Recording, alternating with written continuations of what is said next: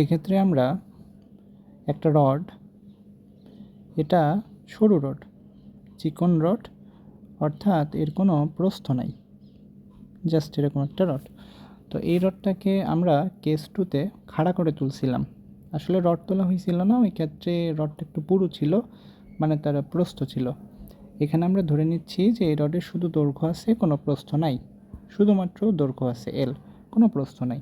আচ্ছা, তো কেস 3-তে আমরা এই রডটাকে থিটা কোণে রাখবো, অর্থাৎ এখান থেকে রাখতেছি ধরো থিটা কোণে, এই এমন করে একটা নির্দিষ্ট থিটা কোণে রাখা হলো। তো আমাদের কোশ্চেন হচ্ছে এই থিটা কোণে রাখতে কাজ কত। ঠিক আছে, কেস 2 এর সাথে ডিফারেন্স এইখানেই।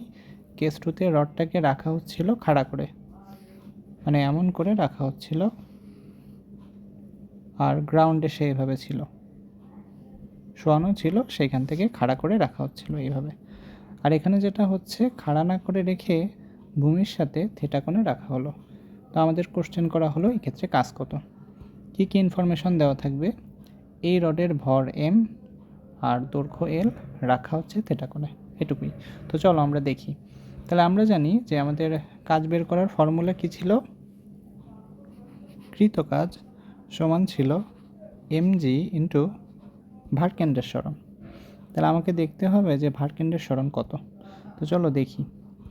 যখন রড শোয়ানো ছিল তখন তার ভারকেন্দ্র ছিল এখানে, ঠিক আছে। এখন যখন তুমি খাড়া করে ফেললে, মানে খাড়া বলতেছি সরি, থিটা কোণে রাখলে, তখন তার ভারকেন্দ্র এখানে কোথাও আসবে, তাই না। তাহলে ভারকেন্দ্রের কোন সরণ আমরা নিব, ভারকেন্দ্রের নিব লম্ব সরণ। তাহলে দেখো তো লম্ব সরণ কতটুকু, আমরা একটা আনুভূমিক রেখা টেনে দেই, এইটা, আর এই ভারকেন্দ্রের আনুভূমিক রেখা এইটা। তাহলে লম্ব সরণ বলতে বোঝায় এতটুকু, এই যে এইটুকু, এটা হচ্ছে লম্ব সরণ। তো এইটুকু মানেই দেখো এইটুকু, দুইটা জিনিস তো সেম, তাই না। তাহলে বেসিক্যালি আমার দরকার এই কার্ভ অংশটুকু, আচ্ছা সরি, তাহলে আমার দরকার এই কার্ভ অংশটুকু। তো আমি এটার উচ্চতাকে ধরে নিচ্ছি এইচ বার, মানে এটাই হচ্ছে আমার ভারকেন্দ্রের সরণ। তো এটা কত হবে দেখো তো, কত হয় এটা দেখি চলো। আচ্ছা দেখো, এই পুরোটা দৈর্ঘ্য তো এল, কারণ রডটাকে কাত করে ফেললে দৈর্ঘ্য তো আর চেঞ্জ হয় না। তাহলে এই পর্যন্ত, এই যে এইটুকু, একটু অন্য লাইট দিয়ে করে দিই, আচ্ছা এইটুকু তাহলে আমার কত, L/2 না। আমি আরেকবার দেখাই, দেখো এই রড পুরোটা দৈর্ঘ্য ছিল এল, তাহলে এটা ছিল তার নতুন ভারকেন্দ্র, তাহলে এইটুকু ডিস্টেন্স আমার হয়ে যাচ্ছে L/2, তাই তো। তাহলে ভারকেন্দ্রের লম্ব সরণ আমার এটা, আমার দরকার হচ্ছে এটা। তা আমার যে কোনোভাবে এটা বের করতে হবে। তাহলে আমরা সাইন এর সাহায্যে বের করতে পারবো।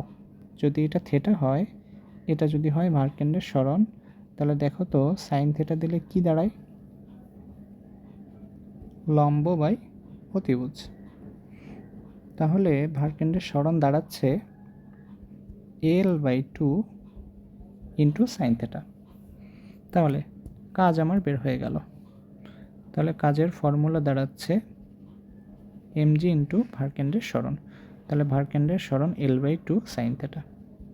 তো এইটাই ছিল আমাদের কেস 3, যে একটি রডকে ভূমির সাথে থিটা কোণে রাখতে কাজ কত। তো এর আর একটা অ্যাডভান্স ভার্সন আছে, সেটা দেখো। আমি শুরুতেই কিন্তু বলে নিচ্ছিলাম যে এই রড সেটা চিকন রড ছিল। চিকন রড বলতে যে এই রডের কোনো প্রকারের ব্যাসার্ধ বা প্রস্থ ছিল না, আই মিন চিকন। কিন্তু যদি এটা মোটা রড হতো তাহলে কি হতো চলো দেখি। তো যদি মোটা রড হয় তখন এইটার দৈর্ঘ্য আর প্রস্থ তোমাকে দুইটাই দেওয়া থাকবে। তো এখানে দেখো আমি রডের দৈর্ঘ্য দিয়ে দিচ্ছি এল, আর প্রস্থ ধরে নিচ্ছি বি, আর এই রডের ভর হচ্ছে এম, এবং এই রডটাকে আমাকে ভূমির সাথে থিটা ডিগ্রি কোণে রাখতে হবে। আমাদের কোশ্চেন হচ্ছে ভূমির সাথে থিটা ডিগ্রি কোণে রাখতে কৃত কাজ কত। তো চলো দেখি। তাহলে আমাদের বেসিক্যালি প্রবলেম আসলে ভারকেন্দ্রের সরণ নির্ণয় করা নিয়ে। তাহলে কাজের ফর্মুলা আমাদের কি ছিল, mg h বার, যেখানে h বারের পরিচয় ভারকেন্ডেল লম্ব সরণ। তো আমরা দেখি, তো যখন রড আনুভূমিক অবস্থায় শোয়ানো ছিল তখন তার ভারকেন্দ্র ছিল এখানে, এইটুকু তো একদম ক্লিয়ার। আর যখন তুমি ওকে 30 ডিগ্রি কোণে রাখবে, আই মিন থিটা কোণে রাখবে, তখন তার ভারকেন্দ্র এখানে কোথাও আসবে, এখানে। তাহলে আমার দরকার ভারকেন্দ্রের লম্ব সরণ। চলো এটা আমরা দেখি। তো আমি একটা আনুভূমিক রেখা টেনে দিচ্ছি, ঠিক এই পাশে একটা আনুভূমিক রেখা টেনে দিচ্ছি। তাহলে লম্ব সরণ কতটুকু? লম্ব সরণ দাঁড়াচ্ছে এতটুকু, এইটা। তো যে কোনোভাবে আমাকে এই দৈর্ঘ্য বের করে আসতে হবে। তো তোমরা একটু পজ করে চেষ্টা করতে পারো। আসলে এটা ভুল করা খুবই স্বাভাবিক একটা ব্যাপার। তো পজ করে যদি চেষ্টা করো তখন এটা শিখতে পারবা যে তোমার কোথায় আসলে ভুল গেছিলো। ঠিক আছে, তো আমি তাহলে দেখাই দিই, তোমরা পজ করে চেষ্টা করবো একবার। আচ্ছা দেখি। তো এখানে সমস্যা যেটা, যে কী সমস্যা হয় দেখি। যখন রডটাকে আমি এভাবে রাখতেছি, আমার এইটা হচ্ছে গ্রাউন্ড।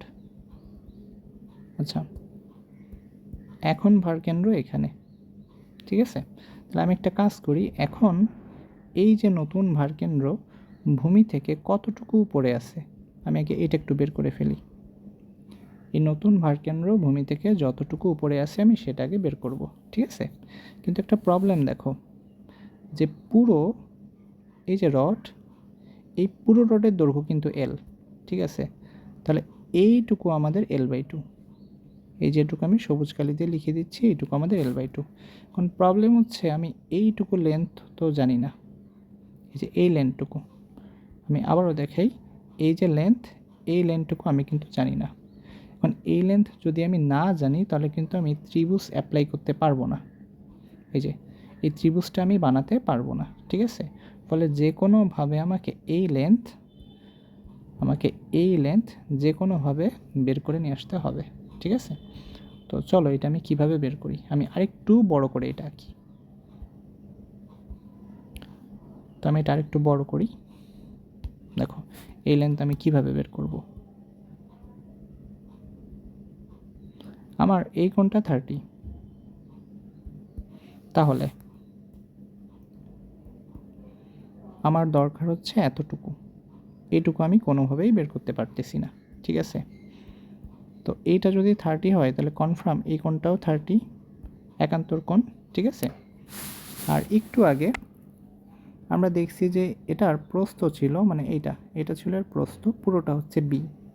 তাহলে তুমি আমাকে বলো তো এইটুকু কত, এই যে এইটুকু অবশ্যই তাহলে B/2, তাই না। এইটুকু দাঁড়াচ্ছে আমার B/2। তাহলে কি দাঁড়ালো, যে আমার এই যে অংশটা আমি একটু বড় করে দেখাচ্ছি, এই যে অংশটা, এটা আমার দরকার। আর এ হচ্ছে ভূমির অংশটা যা 30 ডিগ্রি কোণে আনত। আর আমি এই যে অংশটা ওখানে মার্ক করে রাখছি, এইটুকু হচ্ছে আমার B/2, ঠিক আছে। আমি এইটুকু এখানে দেখাচ্ছি। আচ্ছা, তাহলে দেখো আমার দরকার হচ্ছে যে কোনোভাবে এই অংশটা, এইটা, তো এইটাকে আমি এক্স ধরে নিচ্ছি। তাহলে এইবার যদি আমরা ট্যানের ফর্মুলা দিই, tan 30 সমান লম্ব বাই ভূমি, তাহলে লম্বের মান দাঁড়াচ্ছে B/2 আর ভূমির মান হচ্ছে এক্স। তাহলে এইখান থেকে আমি এক্সের মান পেয়ে যাচ্ছি, তাহলে এক্সের মান দাঁড়াচ্ছে B/2 ডিভাইডেড বাই tan 30। তো এখন কিন্তু আমার এক্সের মান বের করা ডান, শেষ। এখন দেখো আমি চাইলে এই যে ত্রিভুজটা, এই যে ত্রিভুজটা, এটা নিয়ে আমি কিন্তু এখন কাজ করতে পারবো, ঠিক আছে। চলো দেখি, এই ত্রিভুজটার আমি একটা নাম দিই OAB। তাহলে এই ত্রিভুজের জন্য এই কোণটা ছিল, এই যে কোণ, এই কোণটা ছিল 30। তাহলে আমরা এখন sin 30 ইউজ করতে পারি। তাহলে sin 30 সমান লম্ব। তো লম্ব মানে এই বাহুটা, এটাকে আমি এইচ নাম দিচ্ছি, বাই অতিভুজ। তো অতিভুজের অংশটা ভালো করে একটু খেয়াল করো, অতিভুজের এই যে অংশটা, এটুকু ছিল L/2, তার সাথে যুক্ত হচ্ছে এই গোলাপি অংশটা, যে গোলাপি অংশটা আমি বের করে আসছিলাম, যাকে আমি এক্স নাম দিছিলাম। তাহলে দাঁড়াচ্ছে L/2 প্লাস হচ্ছে এক্স, ঠিক আছে? তো এইখান থেকে সলভ করলে তুমি পেয়ে যাচ্ছ এইচ এর মান। তো এই যে আমার এইচ বের হয়ে গেল, L/2 plus x into sign 30, ঠিক আছে? এখন এটাই কিন্তু ভার্কেন্ডের সরণ না, আমরা আরেকটু উপরের দিকে উঠি। আসলে আমি কি বের করছি দেখো, আমি বের করছি যে আমার এই যে নতুন ভারকেন্দ্র সেটা গ্রাউন্ড থেকে কতটুকু উপরে ছিল এইটুকু বের করা হচ্ছে। এটাই কিন্তু আমি এইচ নামে ডিনোট করছি, ঠিক আছে? আর আমার ভারকেন্দ্রের সরণ হচ্ছে এতটুকু, এই যে এতটুকু হচ্ছে আমার ভারকেন্দ্রের সরণ। তাহলে আমাকে এইচ থেকে এই পোর্শনটুকু বাদ দিতে হচ্ছে। তাহলে এই পোর্শনটুকু কত? পুরোটা যদি আমার বি হয় তাহলে এই পোর্শনটুকু হচ্ছে b/2। তাহলে আলটিমেটলি আমার ভারকেন্দ্রের সরণ কি দাঁড়ালো? h minus b/2। আর h এর মান আমি কত বের করে আসছি? L/2 plus x, L/2 plus x into sign 30 minus b/2। তো এইটাই হচ্ছে আমার ফাইনাল অ্যান্সার। তো এই ম্যাথটা মেবি দিনাজপুর বোর্ড 19 সালে সম্ভবত আসছে, 19 বা না 19 না 23 সালে হয়তো বা, আমি ঠিক শিওর না, আমি এটা তোমাদের পাঠিয়ে দেব। এটা খুব জটিল একটা প্রবলেম ছিল আসলে। আসলে এটা যদি চিকন রড হয় তখন তো আসলে কোনো প্রস্থ থাকে না, তখন এটা একটু ইজি হয়, কিন্তু প্রস্থ থাকলে এটা একটু ডিফিকাল্ট হয় সলভ করা।